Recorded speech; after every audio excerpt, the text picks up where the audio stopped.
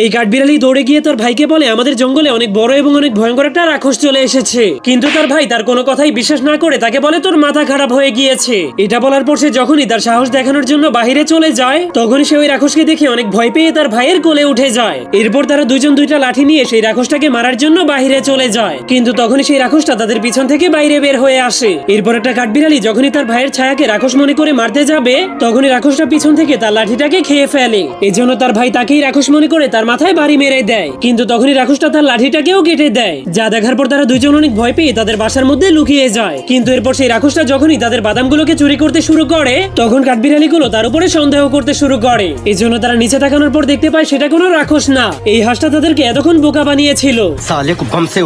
যার কারণে তারা দুজন মিলে তাকে উচিত শিক্ষা দেওয়ার জন্য বাদামের জায়গাতে একটা পাথর লাগিয়ে দেয়। এই জন্য পাথরটা হাঁসটার মাথায় পড়লে হাঁসটা মাটির নিচে গেড়ে যায়। এই জন্য কাঠবিড়ালিগুলো জলদি করে নিচে নেমে হাঁসটাকে বাঁচানোর জন্য মাটির নিচ থেকে বের করার চেষ্টা করে। কিন্তু তখনই হাঁসটা তাদের উপর অনেক রেগে তাদেরকে মারার জন্য তাদের পিছু করতে শুরু করে দেয়। কিন্তু তখনই কাঠবিড়ালিগুলো পাতার মধ্যে লুকিয়ে যাওয়ার কারণে হাঁসটা আর তাদেরকে খুঁজে পাচ্ছিল না। এই জন্য সে একটা ঘাস কাটার মেশিন এনে পুরো গাছের সবগুলো পাতাকে কেটে ফেলতে শুরু করে।